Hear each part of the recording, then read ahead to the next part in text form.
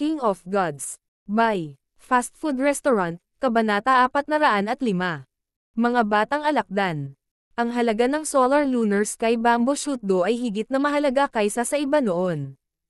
Maaari nitong linisin ang kaluluwa ng isang tao at ang kakayahang palakihin ang enerhiya ng pag-iisip at payagan ang isa na maunawaan ay pawang mga bihirang bagay. Shua. Mabilis na naglagay si Zhao Feng ng ilang patak ng Solar Lunar Sky Bamboo Shoot Do sa Green Spiritual Gourd. Ang Green Spiritual Gourd ay isang natatanging interspatial na item na may kakayahang mag-imbak ng mga sariwang item at ang pagkawala ng enerhiya mula sa mga ito ay mapapanatili sa pinakamababa. Halimbawa, ang sako ng lason na nakuha noon ni Zhao Feng ay mawawalan ng lason pagkatapos nitong umalis sa katawan ng alakdan, ngunit kung ito ay ilalagay sa Green Spiritual Gourd, ang pagkawala ay mababawasan sa pinakamababa. Ang halaga ng Solar Lunar Sky Bamboo Shoot Do ay nasa ibaba lamang ng Blood Glass Fruit, Yin Poison Mushroom at iba pang nangungunang kayamanan. Magnanakaw, huwag mong subukang itago ang lahat sa iyong sarili. Ang mga henyo ng Black Cliff Palace at Moon Demon Palace ay naniningil. Bagamat ang Green Spiritual Gourd at Sky Marking Stone na natagpuan ni Zhao Feng dati ay mataas din ang kalidad, ang halaga at pagiging kapaki-pakinabang nito ay hindi malapit sa Solar Lunar Sky Bamboo Shoot Do. Kung makakakuha ako ng isa o dalawang patak ng Solar Lunar Sky Bamboo Shoot Do at linisin ang aking kaluluwa, tataas ng 20 hanggang 30% ang pagkakataong maabot ko ang True Lord rank. Ginamit ng ilang pick na True Mystic rank henyo ang kanilang mga sekretong diskarte at mga nakatagong card para atakihin si Zhao Feng. Hindi nagpanik si Zhao Feng habang nakatingin sa ilang natitirang patak ng Solar Lunar Sky Bamboo Shoot Do sa itaas niya. Shua. Ang kanyang figure ay kumislap at umatras ng 12-dosenang yarda at ipinatawag ang dalawang berdeng tansong bangkay ng aswang sa kanyang harapan. Ang hamog na ito ay hindi masyadong mabisa kung patuloy na inumin. Ang ilang patak ay sapat na para sa akin. Matalinong umatras si Zhao Feng at hindi kinuha ang natitirang mga patak ng hamog. Bagamat malakas siya ay ayaw niyang maging kalaban ng mahigit 1 dosenang henyo. Mayroon ng 6 hanggang 7 pick na True Mystic ranks dito at karamihan sa mga natitira ay nasa huling yugto ng True Mystic rank, bawat isa ay may lakas ng napakaraming kababalaghan sa Sacred True Dragon Gathering. Gusto ko lang ng isang patak ng Solar Lunar Sky Bamboo Shoot Do. Ang sinumang hamarang sa akin ay mamamatay. May kabuuang 7 o 8 henyo ang galit na nakipaglaban sa mga patak ng Solar Lunar Sky Bamboo Shoot Do. Inutusan ni Zhao Feng ang 2 berdeng bronze na bangkay ng aswang na pumunta sa kanyang harapan at subukang paatras ang ibang mga henyo na sinusubukang lumapit sa kanya. Bukod sa 3 True Lord ranks, ang lakas ni Zhao Feng ay isa sa nangunguna rito at ang 2 pick na True Mystic rank Ghost Corpses lang ang nakapagpigil sa karamihan ng iba pa. Sa natitirang 2 patak ng Solar Lunar Sky Bamboo Shoot Do, parehong nakakuha ng tig-isa ang Black Cliff Palace at Moon Demon Palace. Hindi nagtagal natapos ang labanan at ang pinakamalaking nanalo ay si Zhao Feng. Sa katotohanan, kung gusto ni Zhao Feng na kunin ang lahat ng hamog ay walang makakapidyo sa kanya, ngunit kung gagawin niya iyon, malalaman ni Yanyo ang kanyang lakas. Siya ay nagbigay ng ilang patak ng Solar Lunar Sky Bamboo Shoot Do upang mapanatili ang kanyang lakas at maghanda para sa hinaharap. Gayunpaman, kahit na sinadya ni Zhao Feng na maging low-key, ang mga tao mula sa Black Cliff Palace at Moon Demon Palace ay nagbigay pansin sa kanya. Ang bloodline ng mata ng brat na ito ay mahusay para sa pagsisiyasat ng mga kayamanan. Bantayan mo siya. Ang 2 panig ay nagpasya kung ano ang gagawin. Napanood pa ng ilang tao ang lahat ng kilos ni Zhao Feng at ang isang hindi sinasadyang sulyap sa kanya sa isang tiyak na direksyon ay naging dahilan upang maghukay sila ng butas na 3 talampakan sa lupa. Hindi maiwasan ni Zhao Feng na isipin na ang tingin ng iba sa kanya ay isang Diyos ng pera. Sa kasamaang palad, para sa natitirang bahagi ng paglalakbay ay halos walang mga kayamanan na katulad ng klase ng Solar Lunar Sky Bamboo Shoot Do. Marahil ay dahil napagtanto ng 3 True Lord rank sa unahan na marami silang na-miss na mga nangungunang kayamanan at sa makatuwid ay bumagal ng kaunti. Ang Solar Lunar Sky Bamboo Shoot Do ay mahalaga din para sa kanila. Para sa hindi masyadong magandang kayamanan, si Zhao Feng ay tamad na kunin ang mga ito at naging low-key. Nadismaya ang mga nakatingin sa kanya. Ang ilan ay sumuko habang ang iba ay ayaw. Siyempre, ang pinakamagandang kayamanan ay napunta sa tatlong True Lord ranks, lalo na ang maliit na pas ang magnanakaw at si Yeonyo. Ang pinagsamang mga gantimpala ni Chigwei at ang nakasuot ng dugo na True Lord ay hindi kasing dami ng kay Yeonyo. Ang paglilinang, lakas at bilis ni Yeonyo ay napakataas at sa tulong ng maliit na pas ang magnanakaw, ay perpekto. Munting magnanakaw na pusa, ikaw talaga ang maswerteng pusa ko. Mas nagustuhan ni Yeonyo ang munting pas ang magnanakaw. Ang tanging problema na natitira ay ang kasunduan ng dugo sa pagitan nila ni Zhao Feng ay hindi pa nalulusaw. Sa kabilang banda, si Chigwei at ang nakasuot ng dugo na True Lord ay nagngangalit ang kanilang mga ngipin sa galit sa maliit na pas ang magnanakaw. Ang maliit na pas ang magnanakaw ay iwagayway ang Mystic Snake Blood Whip sa paligid at mahusay na kukunin ang mga kayamanan. Minsan ang mga kayamanang kukunin nila ay unang kukunin ng latigo ng maliit na magnanakaw na pusa. Ang pasang ito ay lubhang tuso at kailangang bantayan sa lahat ng oras. Si Yeonyo ay masiglang sumulyap kay Zhao Feng na nasa likuran, na parang sinasabing ang maliit na pas ang magnanakaw ay pinakaangkop sa akin. Malamlam ang ekspresyon ni Zhao Feng at walang sinabi. Sa isang tiyak na punto ng panahon, huminto ang mga yabag ng tatlong True Lord ranks. Sa unahan ay isang itim na butas sa paligid ng 100 yarda ang lapad at mula dito ay nagmumula ang mga sizzles ng init. Nasa butas ang 12 ng mga batang alakdan, halos kasing laki ng pusa o aso. Mga batang alakdan.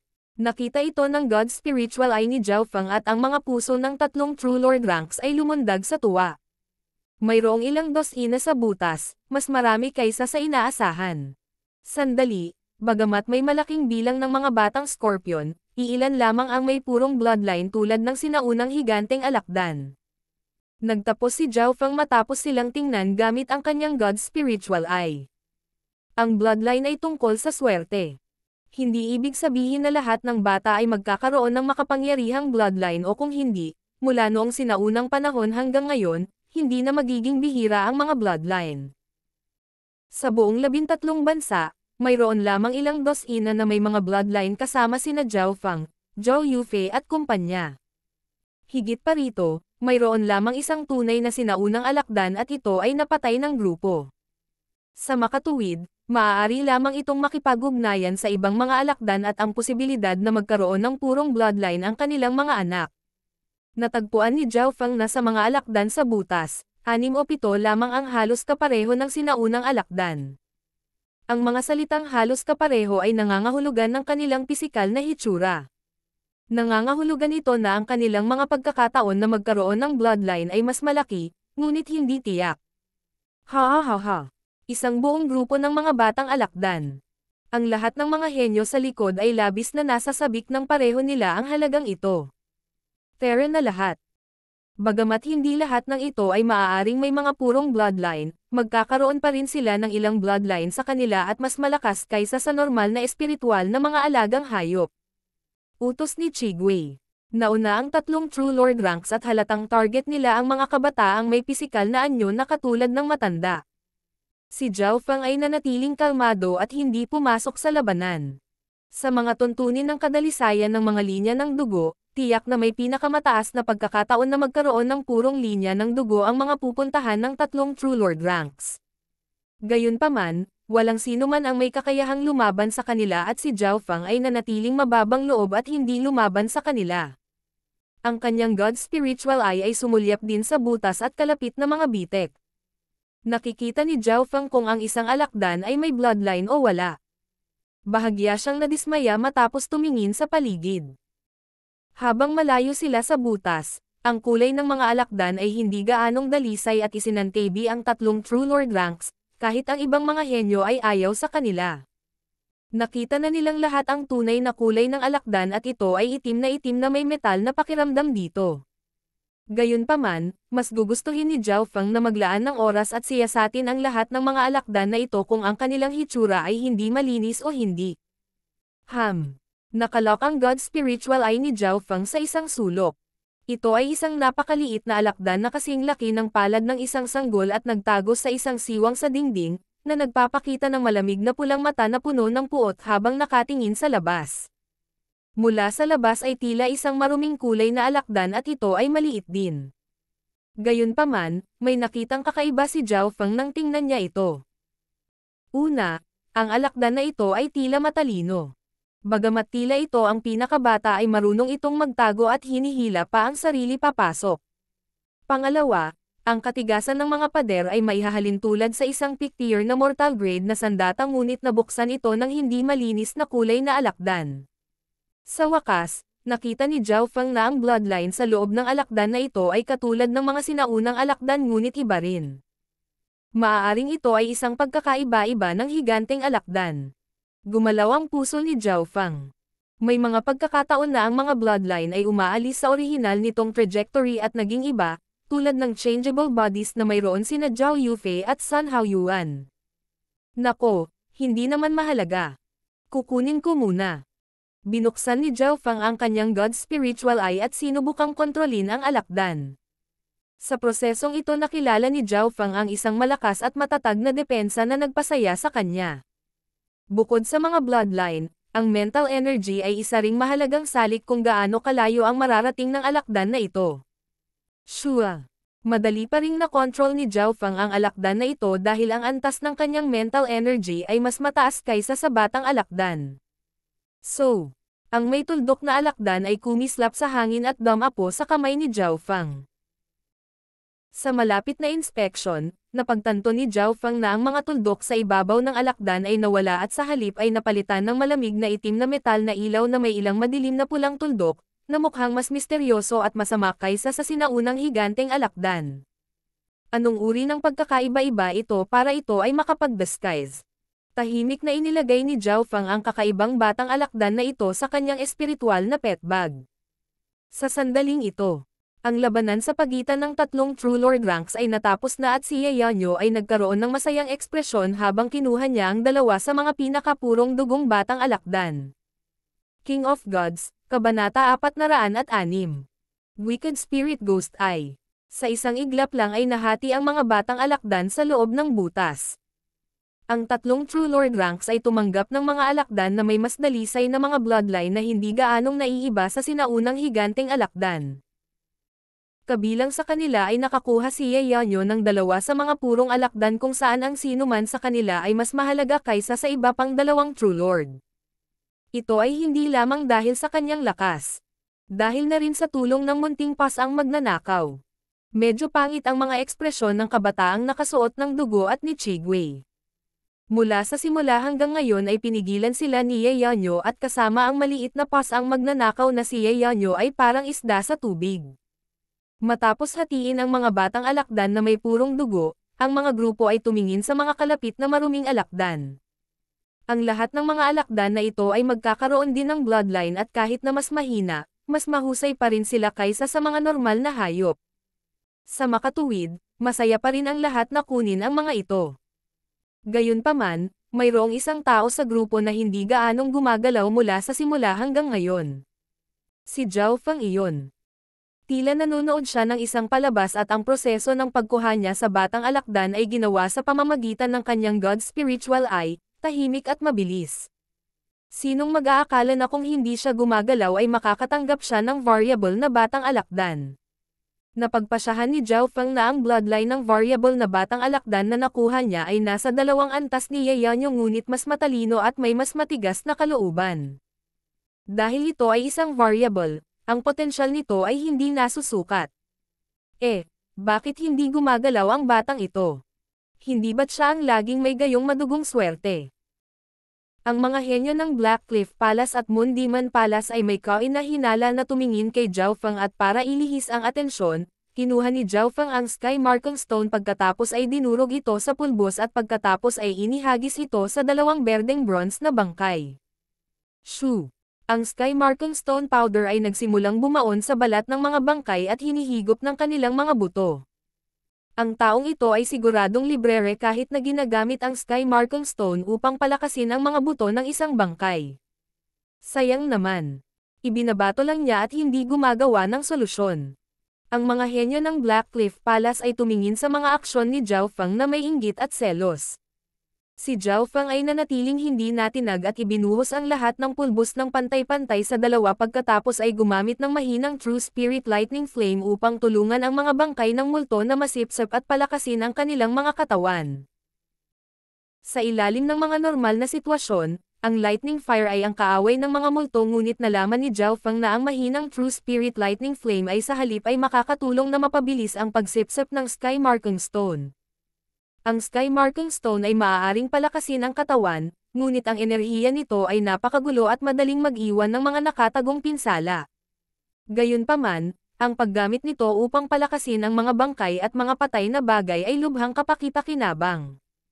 Bulong ni Zhao Feng. Nagulat si Chigwei nang makita niyang gumamit si Zhao Feng ng mahinang True Spirit Lightning Flame para pinuhin ang mga bangkay ng multo. Bagamat parang clumsy at hindi pamilyar ang mga kilos ng kamay ni Zhao Feng, mabilis nitong maa-absorb ang bilis ng Sky Marking Stone. Ang dalawang bahagyang namumugto na berdeng bronze na bangkay ng aswang ay nagsimulang lumiit sa ilalim ng True Spirit Lightning Flame at naging napakalaki, ngunit hindi namamaga. Bagaman ang mga antas ng dalawang bangkay ng multo ay hindi tumaas, ang kanilang katawan at depensa ay tumaas at maaaring baliwalain ang halos anumang pag-atake mula sa mga nasa ilalim ng True Lord rank. Lihim na nagulat si Chigwei. Pagkatapos gawin ito, ginamit ni Zhao Feng ang kanyang Ice Bloodline. Shoo! Ang ibabaw ng dalawang berdeng bronze na bangkay ay nagsimulang mag-freeze at pagkatapos ay ibinalik ni Zhao Feng sa itim na lotus. Ginagamit ang lightning fire upang pinuhin at pagkatapos ay ang yelo upang patatagin ang mga bangkay. Lalong nagulat si Chigwei. Mas gugustuhin niyang maniwala na nagkataon lang ang lahat. Paanong ang isang kabataang kakapasok lang sa Dao of Corpses ay alam na ang mga diskarte sa pagpino?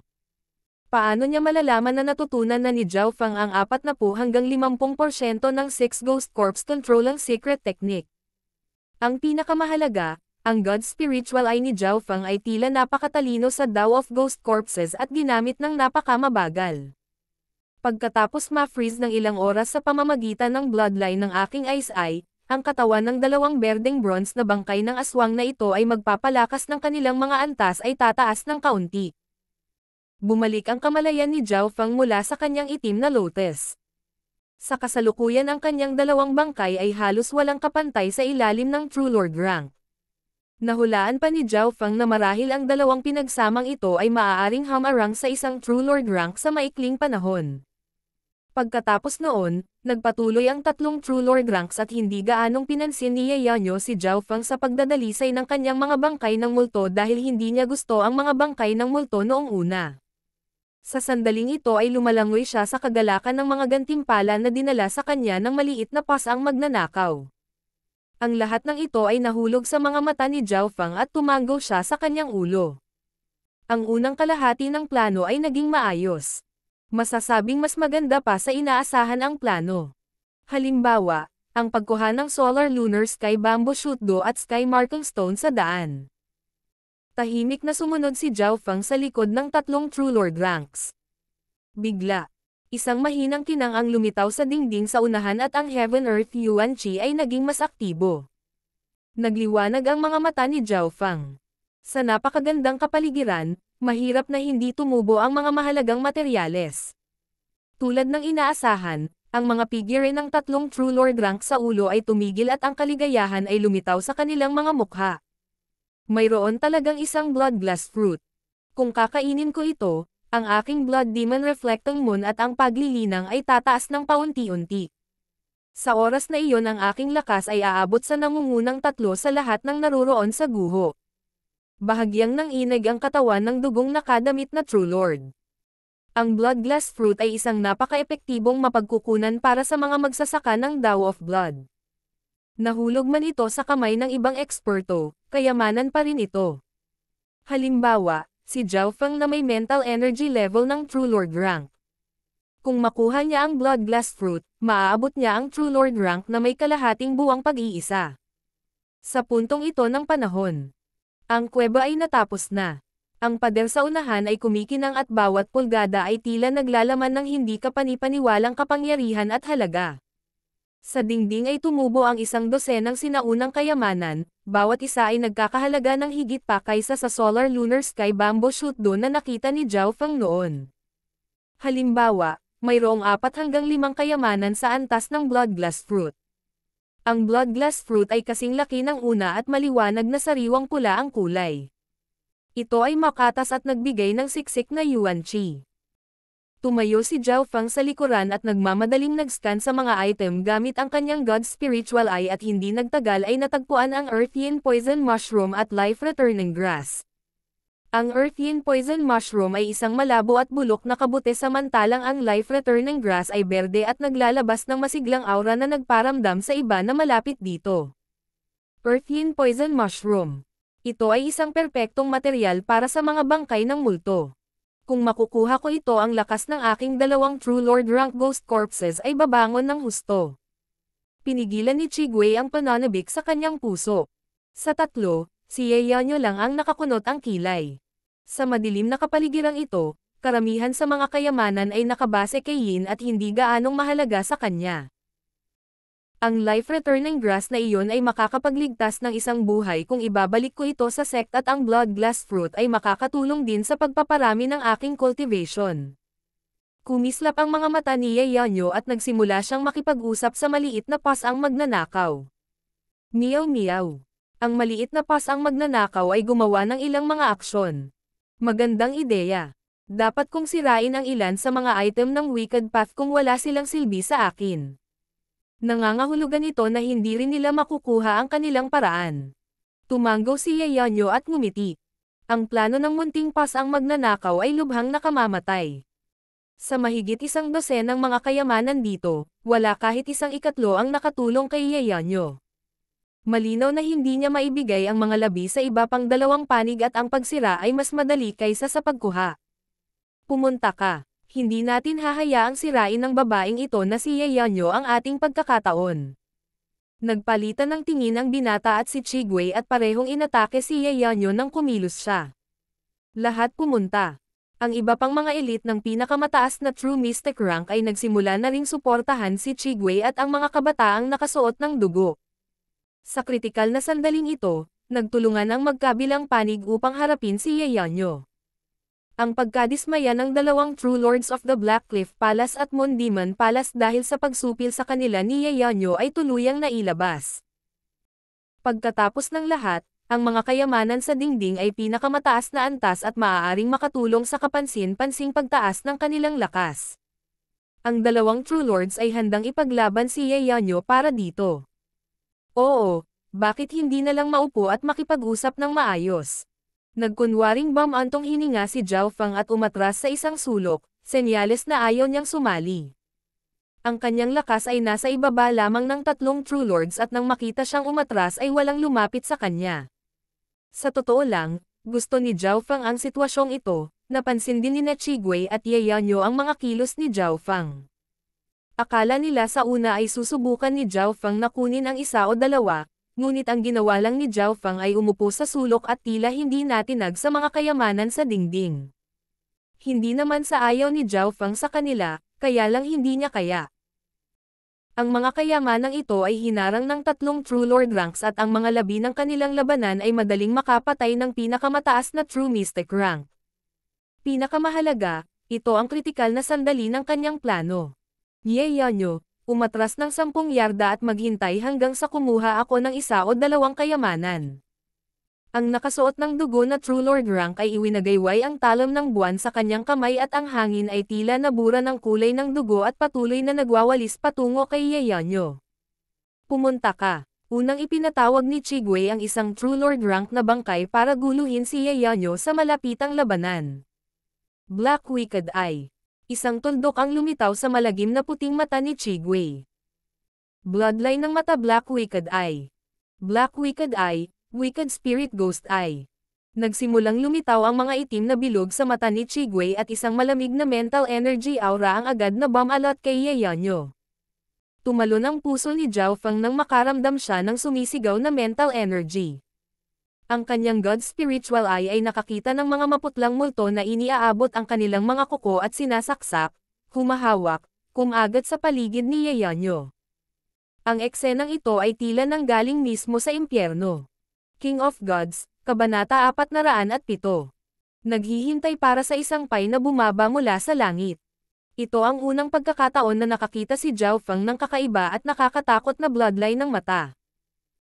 Ang mga invisible na multo ay nagpalawak ng kanilang mga puting kuko at patuloy na inaabot ang katawan ni Yayanyo at ibinuka ang kanilang mga bibig at ginamit ang kanilang mga dagwang dila upang dilaan ng mata ko. Ang eksenang ito sa harap ng kanilang mga mata ay katulad ng 100 Graves Forbidden Ground. Pinalamig nito ang buto. Ang kapangyarihang ito ay hindi nakikita, ngunit ito ay umiral sa pagitan ng pisikal at mental na mundo ng enerhiya.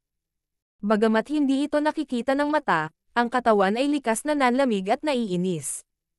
Wicked Spirit Ghost Eye. Mukhang seryoso ngayon si Brother Chigwei at ginamit pa niya ang ipinagbabawal na kasanayang ito. Kapag may nalock ng Wicked Spirit Ghost Eye, kahit ang True Lord ranks ay maaaring gumuho at masira ng mga multo. Ang kanilang kakanyahan ng dugo ay patuloy ding kakainin. Ang mga henyo ng Black Cliff Palace ay nasa sabik at umaasa.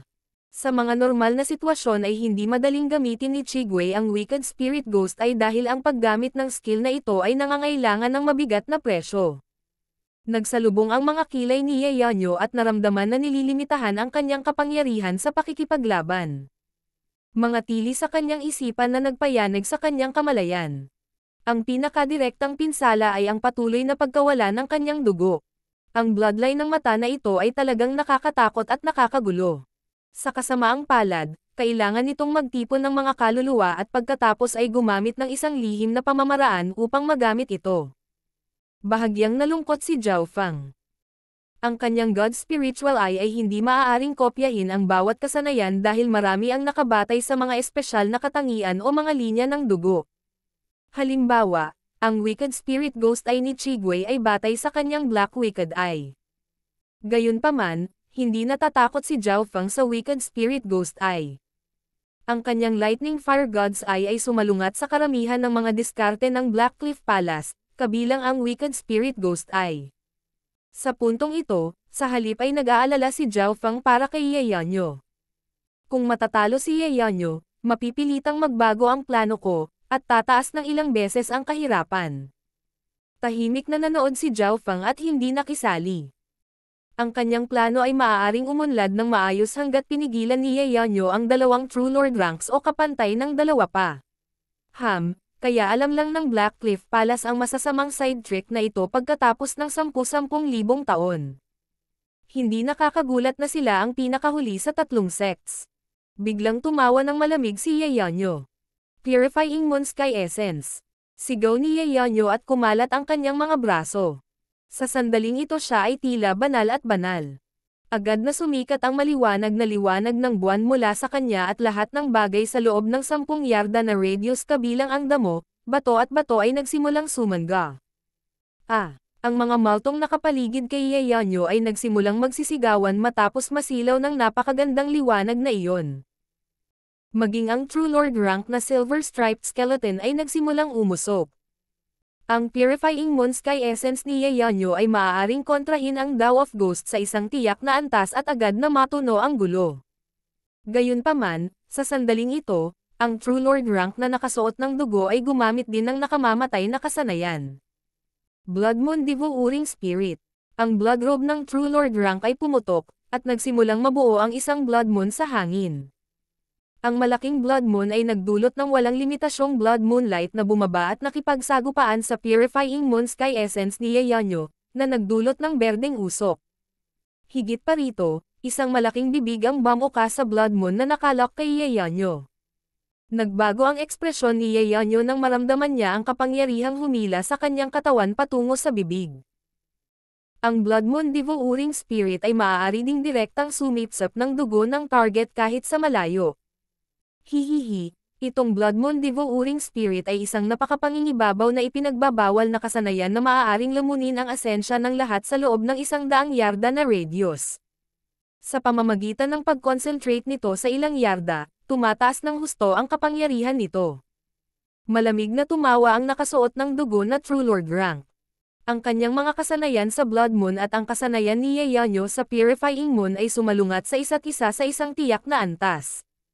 Ang hakbang na ito ay nakatulong kay Chigwei at nagpabagabag. Mabuti. Tumawa si Chigwei at muling tinawag ang Wicked Spirit Ghost ay upang harangan si Yeonyo at patuloy na sinipsip ang kanyang dugo. Ang mga lihim na diskarte ng dalawang True Lord ranks ay hindi nakaapekto sa isa't isa at sa halip ay tumulong sa isa't isa dahil sila ay nasa elemento ng Yin. Senior Brother Chigwei, ibibigay namin sa iyo ang lahat. Brother Zo, sabay nating papatayin ang asong ito.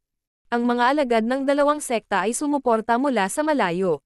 Halimbawa, ang mga mula sa Blackcliff Palace ay nagpatawag ng mga multo upang pataasin ang kapangyarihan ng Wicked Spirit Ghost Eye at ang mga henyo mula sa Moon Demon Palace ay nagbuhos ng kanilang Blood Moon Chi sa Blood Moon sa hangin, na nagpapataas ng kakayahan ng Blood Moon Devouring Spirit. Nang hindi nakikita, halos dumobol ang kapangyarihan ng dalawang sikretong diskarte at talagang nagawang sugpuin si Yeonyo. Sky Moon 9 Slash. Isang malamig na kislap ang sumilay sa mga mata ni Yeonyo nang lumitaw ang isang transparent na espada sa kanyang kamay. Shoo shoo shoo. 8 o 9 na matangkad na kislap ng mapangwasak na liwanag ng buwan ang makikita ng mata hanggang sa mga multo. Boom! Ang mga kidlat na ito ay naging sanhi ng panginginig ng buong bundok sa bawat hampas. Basag. Naputol ang isang braso ng True Lord rank skeleton ni Chigwei at lumitaw ang mga hiwa sa Blood Moon nang magsimula itong mag-destabilize. Ang liwanag ng buwan ay tila kayang tumaga sa kahit ano at maging ang mga multo sa paligid ay nasira. Sky Moon 9 Slashes. Nakakatakot ang sword skill. Ang bawat welga ay kayang pumatay ng isang normal na True Lord rank. Higit pa rito, ang bawat welga ay pagkatapos ng una at pagtaas ng kapangyarihan. Bagamat hindi si Zhao Fang ang nakaharap dito ay nararamdaman pa rin niya ang mapangwasak na kapangyarihan ng mga laslas.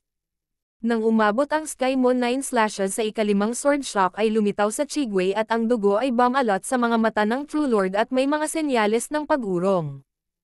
Ang mga multo ng Wicked Spirit Ghost Eye ni Chigwei ay tumili habang sila ay namatay, at ang kanyang eye bloodline skill ay napilitang tumigil. Shoo! Ang ika-6 na espada ay kumislap sa hangin at pinabalik ang True Lord rank skeleton ni Chigwei ng 12-dosenang yarda. Isang dagwang sugat ang naiwan sa katawan ni Chigwei at bahagyang namutla ang mukha nito. Kasunod noon ay binasag ng ika-8 espada ang Blood Moon at sa halip ay napuno ng walang limitasyong liwanag ng buwan ang hangin. Wow! Ang nakasuot ng dugo na True Lord rank ay nagluwa ng isang subo ng dugo habang siya ay umatras at isang sugat na diretso sa buto ay makikita.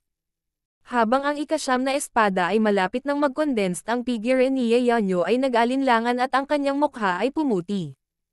Ang kanyang blood essence at yuan chi ay naubos, at ang ika-9 na Sky Moon Slash ay hindi pa ganap na nabuo sa huli. Kaya yon ang nangyari.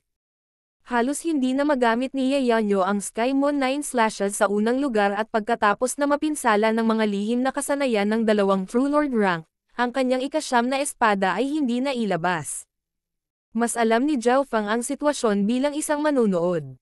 Ho! Parehong nagpakawala ng hininga si Chigwei at ang nakasuot ng dugo na True Lord.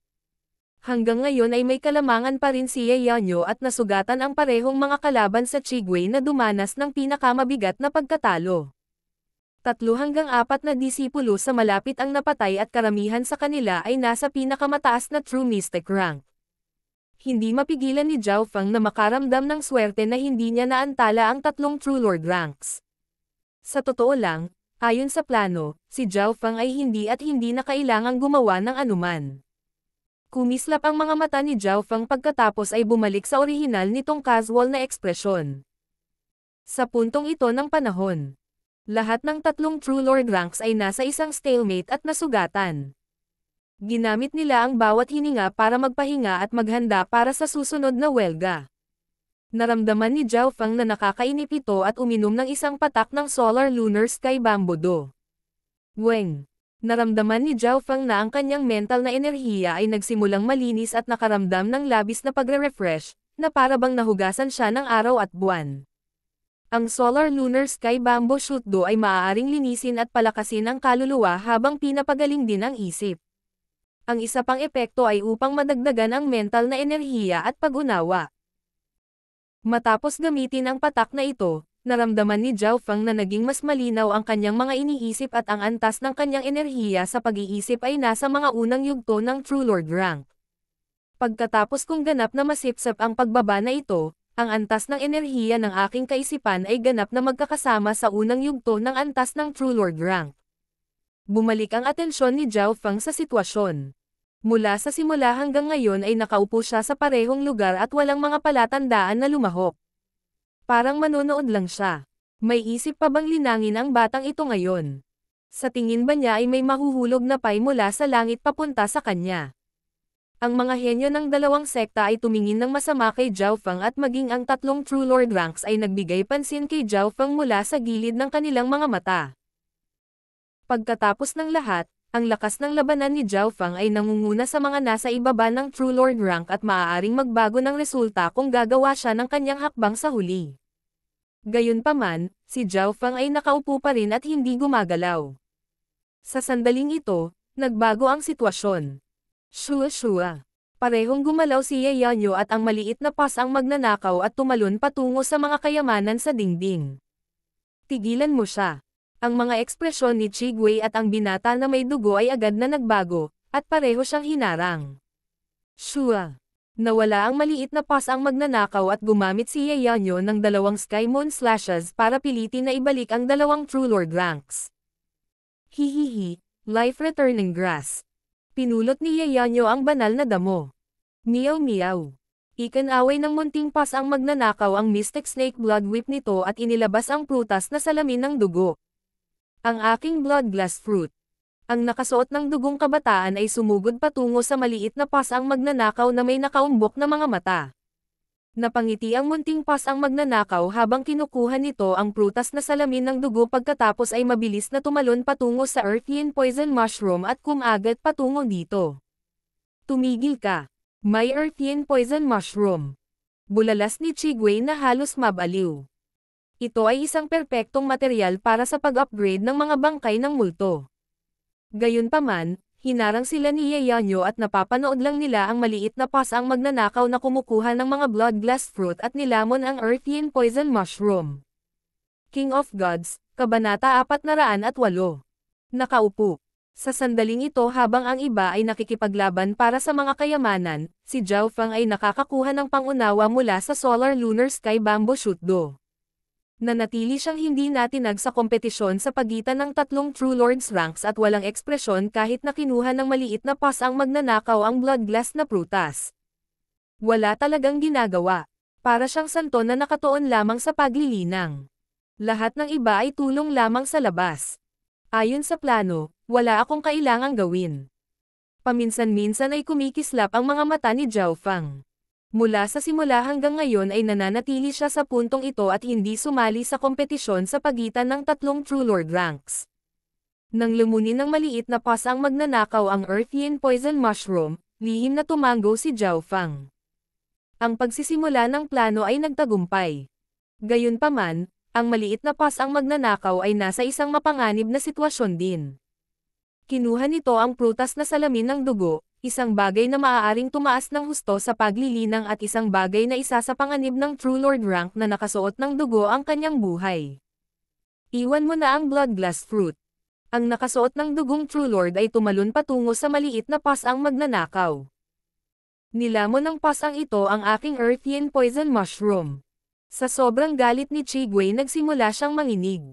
Kung ikukumpara sa Blood Glass na prutas mas gusto niya ang Earthian Poison Mushroom.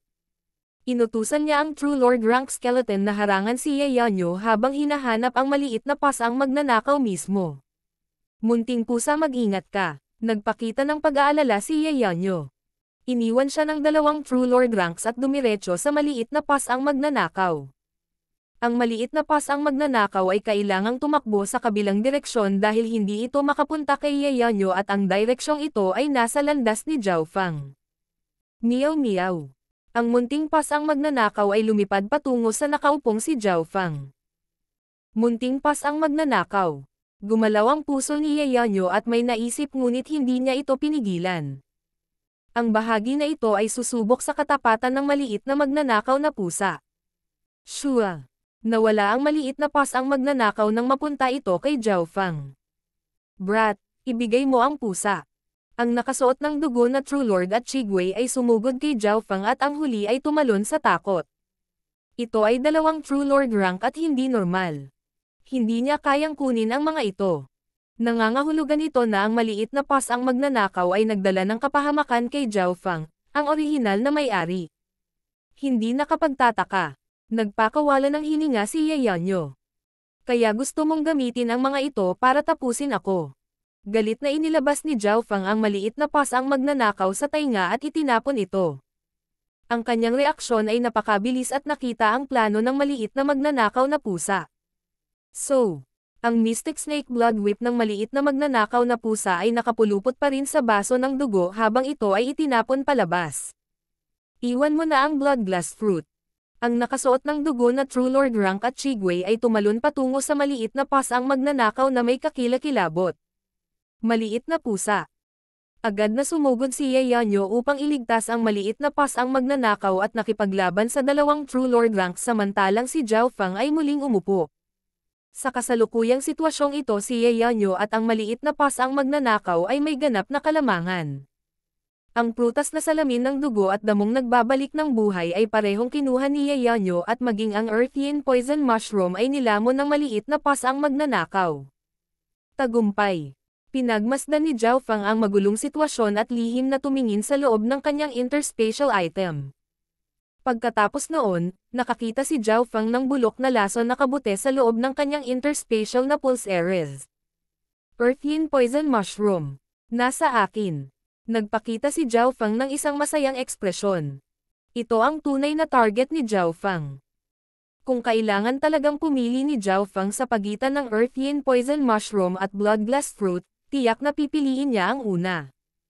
Ang Earthian Poison Mushroom ay isang top-tier material para sa mga bangkay ng multo at maging si Chigwei ay mababaliw dito. Kapag ginamit ko na ito sa aking berdeng bronze na mga bangkay ng aswang, tiyak na maaabot nito ang True Lord rank. Pinigilan ni Zhao Fang ang pananabik sa kanyang puso. Higit pa rito, ang Earthian Poison Mushroom ay may mas maraming epekto kaysa dito. Ito ay isa sa mga pangunahing materyales upang lumikha ng mga lason. Kung ang Earthian Poison Mushroom na ito ay gagamitin kasama ng aking higanteng Scorpion Poison Sac, ang lason ay magiging mas nakamamatay at kapag ang aking berdeng bronze na bangkay ay umabot sa True Lord rank at idagdag ang dalawang lason na ito ay magiging mas epektibo kaysa sa pagtaas ng aking lakas. Kumikislap ang mga mata ni Zhao Fang habang huminga siya ng malalim, pinilit ang sarili na maging kalmado at pinipigilan niya ang pag-usad ng excitement. Nagsimula na ang kanyang plano mula nang makita ang higanteng alakdan. Una, ang lason ng higanteng alakdan ay maaaring pumatay sa mga nasa True Lord rank nang walang halos anumang pagdududa. Ipinakita nito kung gaano nakamamatay ang lason na ito. Naisip din ni Zhao Fang kung paano hihina ang lason pagkatapos mailapat sa bangkay at hindi sapat ang antas ng mga bangkay, kaya hindi nito kayang banta ang mga nasa True Lord rank kahit na may sako ng lason. Sa makatuwid, ang pangunahing punto ay ang Earthian Poison Mushroom pa rin. Ang Earthian Poison Mushroom ay maaaring itaas ang lakas ng mga bangkay ng multo at mabayaran ang pagkawala ng kapangyarihan sa sako ng lason at mas palakasin pa ito. Ang pinakamahalagang hakbang ni Zhao Fang ay tapos na. Mayroon siyang Earthian Poison Mushroom. Iniisip lang kung paano nakakatakot ang isang True Lord rank Ghost Corpse na may lason na maaaring pumatay sa mga nasa True Lord rank. Shua. Mabilis na inilagay ni Zhao Fang ang Earthian Poison Mushroom sa kanyang Black Lotus item sa magulong sitwasyon. Ang isa pang dahilan kung bakit pinili niya ang Earthian Poison Mushroom at hindi ang Blood Glass Fruit ay dahil kung maabot niya ang True Lord rank, magiging aware at maingat si Ye Yanyo. Sa makatuwid, kung gusto niyang patuloy na manatili sa panig ng Pure Moon Spiritual Sect ay magiging mahirap. Higit pa rito, pagkatapos kumain ng Blood Glass na prutas ay kakailanganin niya ng 10 araw hanggang kalahating buwan para maabot ang True Lord rank at sa mapanganib na Purple Saint Ruins na ito, saan hahanapin ni Zhao Fang ang oras? Ito ay hindi lamang isang hakbang mula sa mga huling yugto ng True Mystic rank hanggang sa True Lord rank. Kaya't si Zhao Fang ay sumuko sa Blood Glass Fruit dahil ito ay napakahirap. Ang Earth Yin Poison Mushroom ay hindi gaanong nagagamit kay Ye Yanyo at hindi niya itinataas ang kanyang atensyon pagkatapos na kunin ng maliit na pas ang magnanakaw. Pagkatapos ng lahat, ang maliit na pas ang magnanakaw ay kumakain ng maraming mapagkukunan araw-araw. Isang ngiti ang lumitaw sa mukha ni Zhao Fang. Sa pagkakataong ito, sino ang mag-aakala na si Zhao Fang ay magkakaroon ng Earth Yin Poison Mushroom nang walang ginagawa? Naisip pa rin ni Chigwei na ang Earth Yin Poison Mushroom ay nasa tiyan ng maliit na magnanakaw na pusa at tinutunaw. Kahit si Ye Yanyo ay malilin lang. Nang mawala ang maliit na pas ang magnanakaw ay inilagay nito ang Earth Yin Poison Mushroom sa loob ng interspatial bracelet ni Zhao Fang. Ang maliit na pas ang magnanakaw ay may ganitong kakayahan noong ito ay ipinanganak, at si Zhao Fang ay sumakit ang ulo nang ang kanyang mga mapagkukunan ay kinakain ng maliit na pas ang magnanakaw, ngunit sa kritikal na sandaling ito ay kapaki-pakinabang ang kakayahan ng maliit na magnanakaw na pusa. Sa loob ng itim na lotus, kinokontrol ni Zhao Fang ang sitwasyon sa loob gamit ang kanyang God Spiritual Eye. Ang dalawang berdeng tansong bangkay ay may patong ng yelo na natatakpan at hindi gumagalaw. Dalawang bangkay, isang Earth Yin Poison Mushroom. Tiyak na sapat na ito para maabot ng isa ang True Lord rank at magkakaroon ng dagdag na natitira, ngunit ito ay masasayang. Nag-isip si Zhao Fang at sa wakas ay hinati ang Earth Yin Poison Mushroom sa dalawa, na nagbibigay ng kalahati sa bawat berdeng bronze na bangkay. Nangangahulugan ito na ang kapangyarihan ng Earth Yin Poison Mushroom ay ganap na magagamit sa pagpapalakas ng Sky Marking Stone bago sila magkaroon ng 80% pagkakataon na maabot ang True Lord rank na may kalahating Earth Yin Poison Mushroom. Kinakalkala ni Zhao Fang. Kung hindi niya nakuha noon ang Sky Marking Stone at pinalakas ang dalawa, magtutuon lamang si Zhao Fang sa isang, ngunit ngayon ay nagpasya siyang subukan ang dalawa dahil ang lason ang pangunahing punto sa pagbabante sa True Lord ranks. Hindi nagtagal ay kinain ng dalawang berdeng bronze na bangkay ang Earth Yin Poison Mushroom, at ang Earth Yin Poison Mushroom ay talagang karapat-dapat na maging top-tier item para sa pagpapahusay ng mga bangkay. Nang kainin ito ng dalawang bangkay ng multo, nagsimula silang umusok sa hangin ng pagguho at mabilis na tumaas ang kanilang lakas sa loob ng itim na lotus. 2 hanggang 3 araw lang ang kailangan para ang lakas ng dalawang bangkay ng multo na ito ay maihahambing sa antas ng True Lord rank, at higit sa lahat ay mababawasan ng kaunti. Pagkatapos nito, idaragdag ko sa kanila ang sako ng lason ng alakdan. Hihihi, ito ay puno ng mga inaasahan. Nabawi ni Zhao Fang ang kanyang kamalayan mula sa itim na lotus, at sa puntong ito ang labanan sa pagitan ng tatlong True Lord ranks ay pumasok na sa huling yugto. Kinuha ni Ye Yanyo at ng maliit na pas ang magnanakaw ang hindi bababa sa kalahati ng mga kayamanan at sinira ang ilang iba pa. Kung hindi nila makuha ang mga ito, maaari nilang mapahina ang kalaban. Kung ang Earth Yin Poison Mushroom na kinain ng maliit na pas ang magnanakaw ay nahulog sa mga kamay ni Chigwei, ang kanyang lakas sa pakikipaglaban ay tataas ng husto. Sa makatuwid, sa mga mata ni Ye Yanyo ang munting pas ang magnanakaw ay winasak ang Earth Yin Poison Mushroom at pinahina ang pagkakataong lumakas ang kalaban. Si Chigwei ay napuno ng puot at ayaw. Kung makukuha niya ang Earth Yin Poison Mushroom, kahit isa sa kanyang mga ghost corpses ay makakarating sa late stage na True Lord rank. Kailangang malaman ng isa ang 10 True Lord na pumasok sa ruins, 3 lang ang nakarating sa late stage na True Lord rank. Sa kasamaang palad, ang perpektong kayamanan na ito ay kinain ng maliit na pas ang magnanakaw. Sa kabilang banda, ang nakasuot ng dugo na True Lord rank ay nagngangalit din ang kanyang mga ngipin habang ang prutas na salamin ng dugo ay nakuha na ni Ye Yanyo. Bagamat hindi ito ang pinakaangkop para kay Ye Yanyo, hahayaan pa rin itong tumaas ang kanyang paglilinang. Gayunpaman, hindi agad ito kinain ni Ye Yanyo dahil wala siyang pagkakataong kumain. Siya ay inatake ng mga ipinagbabawal na diskarte ng dalawang True Lord ranks noon at bahagyang nasugatan. Kahit na pinigilan niya ang dalawa, sa huli ay nagbayad siya ng mabigat na halaga at hindi nasusukat ang kontribusyon ng munting pas ang magnanakaw. Hindi nagtagal ay nahati ang mga kayamanan sa dingding at si Zhao Fang ay naupo sa lupa mula simula hanggang wakas, hindi nakikilahok. Ang mga henyo ng tatlong puwersa ay kakaibang tumingin kay Zhao Fang. Sa sandaling ito, Halos na-absorb na ni Zhao Fang ang unang patak ng Solar Lunar Sky Bamboo Do Shoot at ang antas ng kanyang mental energy ay maihahambing sa mga unang yugto ng True Lord rank. Sa wakas, tumayo siya. Goddess Ye. Natagpuan ni Zhao Fang si Ye Yanyo. Ano? Pagkatapos ng matinding labanan ay nasugatan si Ye Yanyo at bahagyang namutla ang kanyang mukha.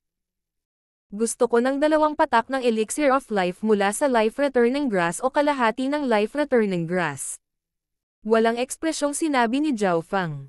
Ano? Hindi sigurado si Ye Yanyo kung tama ang narinig niya. Ipinaglaban niya ang kanyang buhay upang makuha ang buhay na ito na nagbabalik ng damo at ang taong ito ay walang nagawa at nakaupo lang doon sa buong oras. At ngayon gusto niya ng kalahati.